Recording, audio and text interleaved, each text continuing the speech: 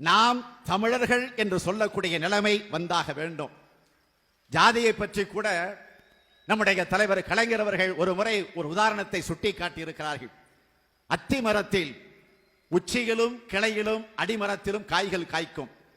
எங்கே காய்த்தாலும் அதை அத்திக்காய் என்றுதான் சொல்லுகிறோம்.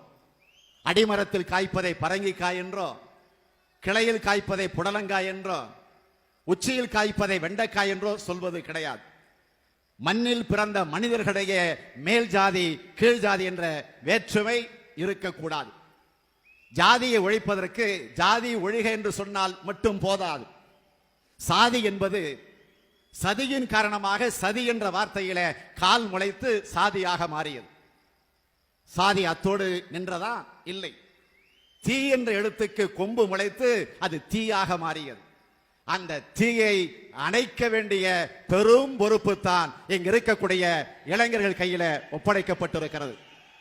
இந்த மாநில மாநாட்டில் நம்மை போன்ற இளைஞர்கள் எடுத்துக்கொள்ள வேண்டிய உறுதிமொழி, நாம் வரக்கூடிய ஆண்டு முழுவதும் அண்ணாவினுடைய 100ஆண்டு விழாவை கொண்டாட போகிறோம். அந்த விழாவை 100ஆண்டு விழாவை கொண்டாடுகிற நாம் சாதி சமயமற்ற சமுதாயத்தை படைப்போம் என்கிற அந்த உறுதிமொழியை நாம் இந்த மாநாட்டிலே ஏற்றாக வேண்டும். திராவிட முன்னேற்ற கழக ஆட்சி அகற்றிட வேண்டும் என்று நாட்டிலே பல பேர் அது நாற்காலி ஆசையோடு அலைந்து கொண்டிருக்கிறார்கள். அதையும் பார்க்கிறோம். திமுக கழகத்தை ஏன் அழிக்க வேண்டும்? கழகம் செய்த தவறு என்ன?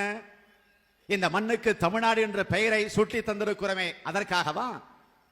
தாய்மொழிக்கு செம்மொழி என்கிற அந்தஸ்தை பெற்று தந்திருக்கிறோமே, அதற்காக இந்த இயக்கத்தை அழிக்க நினைக்கிறார்களா? பிற்படுத்தப்பட்ட தாழ்த்தப்பட்ட சிறுபான்மை சமுதாயத்தை சார்ந்த மக்களுக்கு பாதுகாவல் அரணாக விளங்கிக் கொண்டிருக்கிறோமே, அதற்காக இந்த இயக்கம் அழிக்கப்பட வேண்டுமா? வறுமையில் வாடும் மக்களுக்கு வயிறார உண்ண வேண்டும் என்பதற்காக 1 கிலோ அரிசியை 2 ரூபாய்க்கு வழங்கிக் கொண்டிருக்கிறோமே, அதற்காக இந்த ஆட்சி அழிக்கப்பட வேண்டுமா?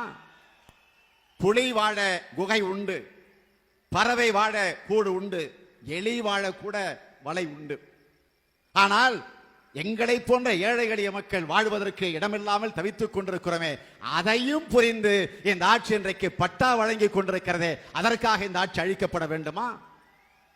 வசதி படைத்தோர் வீட்டில் மட்டுமே வண்ண தொலைக்காட்சி பெட்டிகள் நம்முடைய வீட்டிலே இல்லையே என்று ஏங்கி தவித்துக் கொண்டிருக்கக்கூடிய ஏழை எளிய மக்களுடைய மனம் குளிரக்கூடிய வகையில வீட்டுக்கு வீடு இலவச வண்ண தொலைக்காட்சி பெட்டிகளை வழங்கிக் கொண்டிருக்கக்கூடிய இந்த ஆட்சியை ஏன் அழிக்க வேண்டும் என்று எண்ணுகிறார்கள்? என்ன எரிச்சல் இன்றைக்கு அவர்களுக்கு வந்திருக்கிறது? சமத்துவபுரங்கள், உழவர் சந்தைகள், கர்ப்பிணி பெண்களுக்கு உதவித்தொகை, திருமண உதவி திட்டம், சத்துண வேலை வாரத்திற்கு 3 முறை முட்டை, அனைத்து கிராம அண்ணா மறுமலர்ச்சி திட்டம், படித்து பட்டம் பெற்று வேலை இல்லாமல் அலைந்து கொண்டிருக்கக்கூடிய இளைஞர்களுக்கு மாதம் உதவித்தொகை, அதே போல முதியோர் உதவித்தொகை, இப்படி 4 மேனியும் பொழுதொரு வண்ணமுமாக திட்டங்களை அறிவிப்பது மட்டுமல்ல, அந்த திட்டங்களை நிறைவேற்றிக் கொண்டிருக்கக்கூடிய இந்த ஆட்சியை அழிக்க ஏன் துடிக்கிறார்கள்? நான் உறுதியோடு தெரிவிக்க விரும்புகிறேன், திமுக கழகம்தான் தமிழினத்தினுடைய அரண், இந்த தலைவன் தான் தமிழினத்தினுடைய பாதுகாப்பு என்கிற உணர்வோடு நாம் உறுதி ஏற்றாக வேண்டும்.